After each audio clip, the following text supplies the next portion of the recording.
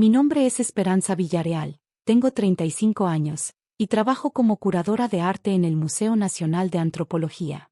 Lo que mi padrastro nunca supo es que mi modesto trabajo me había convertido en una de las expertas más respetadas en arte colonial mexicano, con una reputación internacional que me permitía autenticar piezas valuadas en millones de pesos. Tampoco sabía que mi esposo, quien él creía que era un fracasado sin futuro, era en realidad el ministro Ricardo Mendoza, el juez más joven jamás nombrado a la Suprema Corte de Justicia de la Nación. Todo comenzó hace 6 años cuando mi madre, Elena Villarreal, se casó con Joaquín Herrera después de haber enviudado. Mi madre era una coleccionista apasionada que había heredado una colección extraordinaria de arte colonial de mi bisabuelo, quien había sido diplomático en el siglo XIX. La colección incluía pinturas de Miguel Cabrera, esculturas religiosas del periodo virreinal, y una serie de códices prehispánicos que eran considerados tesoros nacionales. Joaquín había llegado a nuestras vidas presentándose como un empresario exitoso en bienes raíces. Lo que no sabíamos entonces era que su éxito estaba construido sobre esquemas piramidales y préstamos que nunca tenía intención de pagar. Mi madre, generosa y confiada como siempre, firmó documentos que le daban a Joaquín acceso legal a sus cuentas bancarias y propiedades. Cuando mi madre murió de cáncer hace 2 años, Joaquín se convirtió en el albacea de su testamento. Según los documentos legales, yo heredaría la colección de arte después de su muerte, pero mientras tanto, Joaquín tenía custodia legal de las piezas. Durante los últimos 2 años, había notado que algunas piezas menores de la colección habían desaparecido. Cuando le preguntaba a Joaquín, él siempre tenía explicaciones plausibles: las había movido a un almacén más seguro, las había prestado a un museo, o las había enviado a restauración. Yo trabajaba horarios largos en el museo y confiaba en que él cuidaría el legado de mi madre. Mi esposo Ricardo y yo habíamos decidido mantener en privado su posición en la Suprema Corte por razones de seguridad. En México, los jueces federales y sus familias a menudo enfrentan amenazas de carteles y grupos criminales. Ricardo prefería que yo usara mi apellido de soltera profesionalmente, y fuera del mundo legal, se presentaba simplemente como abogado. Vestía de manera casual, manejaba un auto modesto, y evitaba cualquier ostentación que pudiera atraer atención no deseada.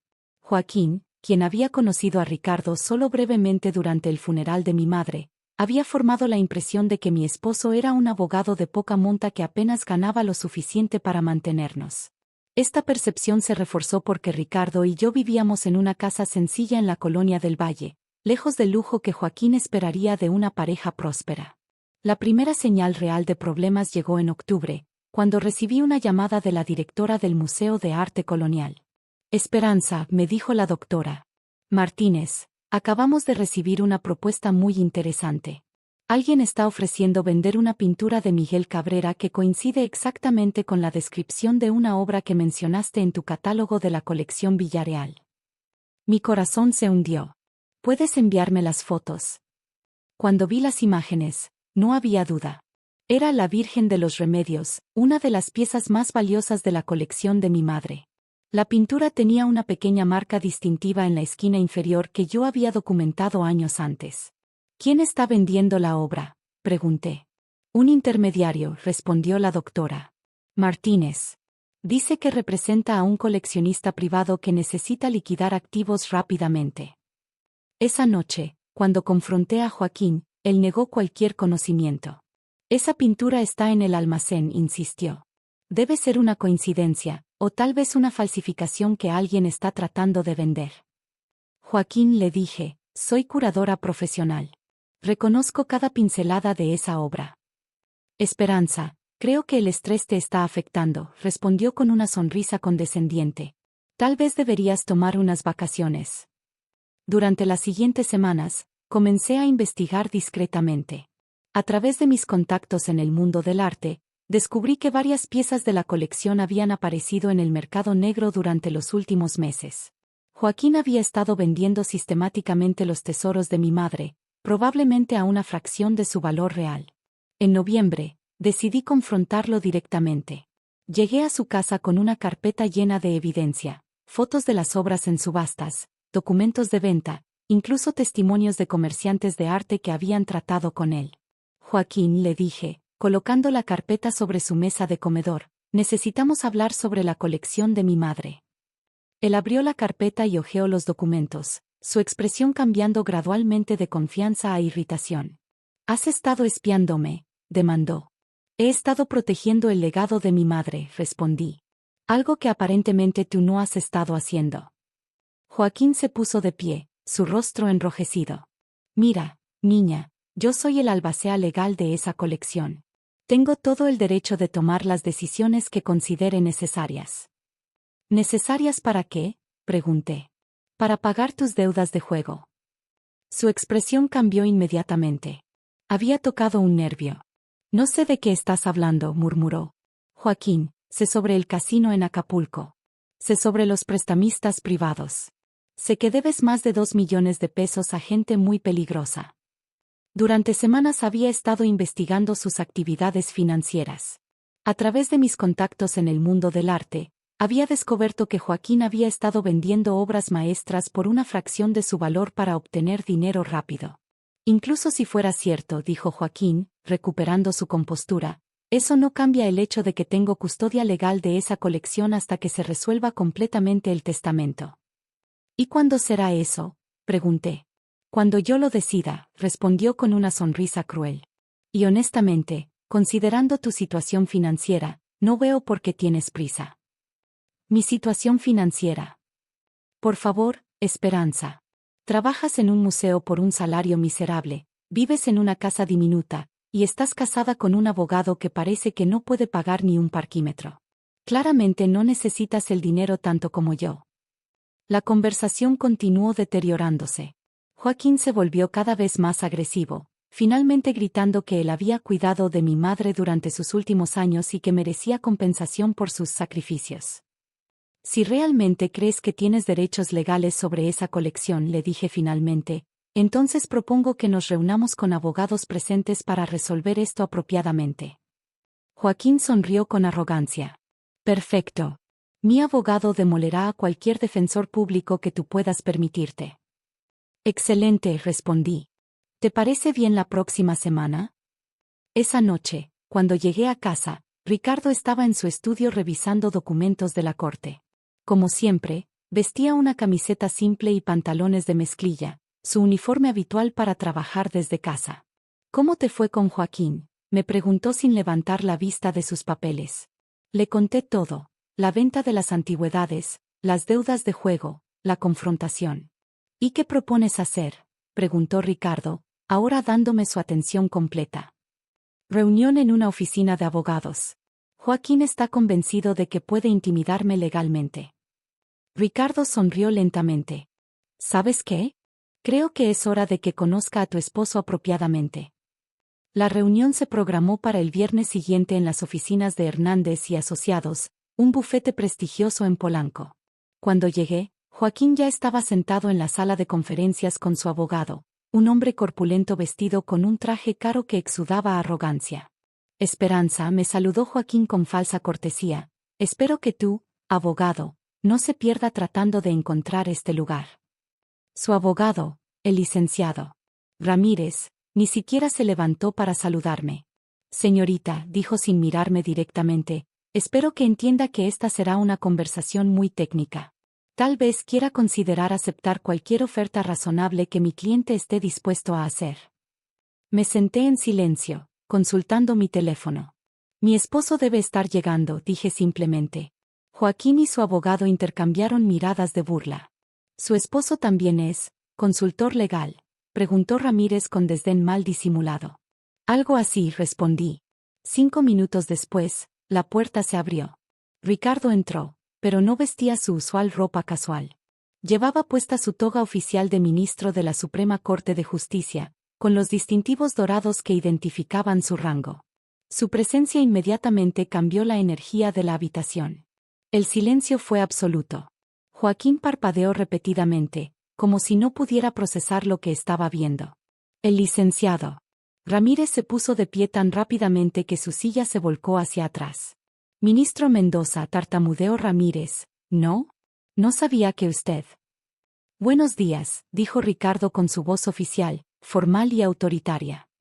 Entiendo que hay una disputa legal que involucra a mi esposa. Joaquín finalmente encontró su voz. Esto debe ser un error. Tu esposo es un abogado común.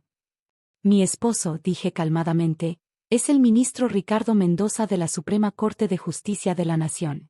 Y resulta que tiene algunas opiniones muy firmes sobre el fraude testamentario. Ricardo tomó asiento y abrió un portafolio que había traído. He revisado la documentación que mi esposa me proporcionó. Las ventas no autorizadas de patrimonio cultural protegido constituyen delitos federales. El licenciado Ramírez estaba ahora visiblemente sudando. Ministro, si hubiera sabido, mi cliente no tenía intención. Su cliente, interrumpió Ricardo, ha vendido ilegalmente obras de arte clasificadas como patrimonio nacional. Algunas de las piezas en cuestión están registradas en el catálogo del INAH. Era cierto. Durante mi investigación, había descubierto que 3 de las obras vendidas por Joaquín estaban oficialmente catalogadas como tesoros nacionales. Su venta sin autorización del gobierno era un delito federal. Además, continuó Ricardo, tengo aquí una orden de congelamiento de activos emitida esta mañana por el Tribunal Federal. Todos los ingresos de las ventas ilegales serán confiscados mientras se desarrolla la investigación criminal. Joaquín se había puesto completamente pálido. Esperanza, por favor. Podemos resolver esto en familia. Ya no somos familia, respondí. En el momento que decidiste robar el legado de mi madre, cortaste todos los lazos. Ricardo continuó explicando las ramificaciones legales. Joaquín enfrentaba cargos federales por tráfico de patrimonio cultural, fraude testamentario y falsificación de documentos. Su abogado intentó negociar, pero Ricardo fue inflexible, la ley era clara, y la evidencia era abrumadora. ¿Qué necesito hacer para evitar la prisión?, preguntó finalmente Joaquín, toda su arrogancia anterior completamente desaparecida. Primero, dijo Ricardo, debe proporcionar la ubicación de todas las piezas vendidas y comprarlas de vuelta a precio de mercado completo. Segundo, añadí, debe transferir inmediatamente la custodia legal de toda la colección restante a mi nombre. Y tercero, concluyó Ricardo, debe compensar económicamente por el daño al patrimonio cultural nacional. Los términos eran devastadores para Joaquín. La recompra de las piezas vendidas le costaría aproximadamente 10 millones de pesos, muy por encima de lo que había recibido por ellas. La compensación por daños podría alcanzar otros 5 millones. No tengo ese dinero, susurró Joaquín. Entonces, respondió Ricardo, le sugiero que considere declararse culpable y cooperar completamente con las autoridades. Tal vez eso resulte en una sentencia reducida. Las semanas siguientes fueron un torbellino de actividad legal. Joaquín, enfrentando la perspectiva de 15 años en prisión federal, decidió cooperar completamente. Proporcionó información sobre todos los compradores, ayudó a localizar las obras vendidas, y testificó contra los intermediarios que habían facilitado las ventas ilegales. La mayoría de las piezas fueron recuperadas, aunque algunas habían sido vendidas a coleccionistas en el extranjero y requerirían años de litigios internacionales para recuperar. Joaquín perdió su casa, sus automóviles, y todos sus activos para pagar las restituciones. Finalmente fue sentenciado a 5 años de prisión, reducidos por su cooperación. 6 meses después del incidente en la oficina del abogado, organicé una exposición especial en el Museo Nacional, Tesoros Recuperados, la colección Villarreal. La exhibición destacaba no solo la belleza artística de las obras, sino también la importancia de proteger el patrimonio cultural de México. En la inauguración, mientras daba un recorrido a dignatarios y miembros de la prensa, noté que Ricardo estaba en la multitud, vestido en su ropa casual habitual, sonriendo discretamente. ¿Hay alguna pieza en particular que sea especialmente significativa para usted?, me preguntó un periodista. Miré hacia el retrato de mi madre que había colocado en el centro de la exposición, rodeado por las obras que ella tanto había amado. Todas son significativas, respondí. Pero lo más importante no son las obras en sí, sino lo que representan, la responsabilidad que todos tenemos de proteger nuestro patrimonio cultural para las futuras generaciones. Al final de la noche, cuando el museo se quedó vacío excepto por Ricardo y yo, caminamos lentamente a través de la exposición. ¿Crees que tu madre estaría orgullosa?, me preguntó Ricardo. Pensé en mi madre, en su amor por el arte, en su confianza en Joaquín, en cómo había sido traicionada después de su muerte. Creo que estaría feliz de saber que sus tesoros están finalmente donde pertenecen, respondí. Y creo que le habría gustado conocer a mi esposo adecuadamente. Ricardo sonrió. Bueno, la próxima vez que alguien asuma que soy un fracasado sin futuro, sabré que tengo una esposa que puede manejar la situación perfectamente bien por sí misma. Aunque, añadí con una sonrisa, la toga ciertamente ayudó con el efecto dramático. 2 años después, cuando Joaquín fue liberado de prisión, intentó contactarme una vez. Su mensaje era simple, una disculpa y un reconocimiento de que había subestimado completamente tanto a mí como a mi esposo. Nunca respondí. Algunas traiciones son imperdonables, y el robo del legado de mi madre era una de ellas. La colección Villarreal ahora está permanentemente alojada en el Museo Nacional, donde es accesible para el público y protegida para las futuras generaciones. Es exactamente lo que mi madre habría querido, sus tesoros compartidos con el mundo, no vendidos por dinero de juego en casinos. Y cada vez que doy recorridos de la colección, recuerdo la lección más importante que aprendí de todo este episodio. Nunca subestimes a las personas basándote en apariencias, porque nunca sabes si la persona pobre sentada a tu lado podría ser un ministro de la Suprema Corte disfrazado.